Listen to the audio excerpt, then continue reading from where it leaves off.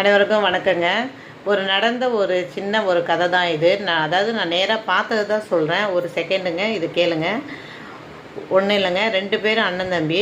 அவங்க வயசான பிறகு பார்த்தீங்கன்னா பெரியவருக்கு ஒரு பொண்ணு ஒரு புள்ள கல்யாணம் பண்ணி கொடுத்துட்டாரு. புள்ள வீட்டோடு இருக்கிறாங்க.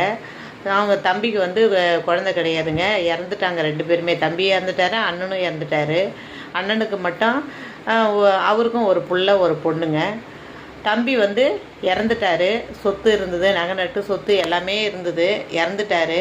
அப்போ என்ன பண்ணிட்டாங்க, இருக்கிற வீடை நாங்கள் கட்டித்தரோம் உனக்கு, அப்படி சின்னதாக ஒரு இடம் அப்படின்னு சொல்லி அவங்க சித்தியை வச்சுருந்தாருங்க. வீடு கட்டி முடித்தோடனே அவங்கள வெளியே அனுப்பிட்டார். எதுவுமே தரல. அந்த அம்மா 65 வயசாகியும் கண்ணு புரியாமல் ஏதோ வீடு வீடாக ஒரு வீட்டு வேலை செஞ்சு ஒரு குடிசையில் அப்படியே மாற்றி மாற்றி இருந்தாங்க. ஒரு காலகட்டத்தில் பசியும் பட்டினி அவங்களால தாங்க முடியல. அவங்களுக்கு எதுவுமே கொடுக்காம ஏமாற்றி எடுத்துக்கினார் அண்ணன் பிள்ளை. உடனே அவங்க ரிலேஷனுக்கு எட்டுன்னு போய் முதியோர் இல்லத்தில் அந்த அம்மாவை சேர்த்துட்டாங்கங்க. எதுக்கு இந்த வீடியோ நான் சொல்கிறேன்னா, இப்போ நிறைய முன்னேற்றம் நம்ம உலகத்தில் தெரியாது எதுவுமே இல்லை. எல்லா விஷயம் எல்லாருக்குமே தெரியுதுங்க. எந்த காரணத்தை கொண்டும் இந்த வீடியோவை பார்க்குறீங்க, உங்கள் வீட்டில் யாராவது அதேமாரி அண்ணன் தம்பி இருந்து யாருக்குன்னா குழந்தை இல்லைன்ற ஒரு காரணத்துக்காக ஒய்ஃபை விட்டுட்டு போகாதீங்க தனியாக. அவங்களுக்கு வேண்டியது அவங்க பேரில் எழுதி வைங்க.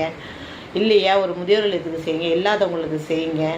இருக்கும்போது ஹஸ்பண்ட் ஒய்ஃபு நல்லா சாப்பிடுங்க, ஜாலியாக இருங்க, கோயில் குளம் போங்க, 4 பேர் கொடுங்க, உதவியாக இருங்க, உறவினருக்கும் செய்யுங்க. ஆனால் எந்த காரணத்தை கொண்டும் வயசான பிறகு ஆண்களை விட்டு பெண்களும் கஷ்டப்படக்கூடாது, பெண்களை விட்டு ஆண்களும் கஷ்டப்படக்கூடாது. இந்த குடும்பத்தில் அந்த அம்மா சாப்பாட்டுக்கே கஷ்டப்பட்டாங்கங்க.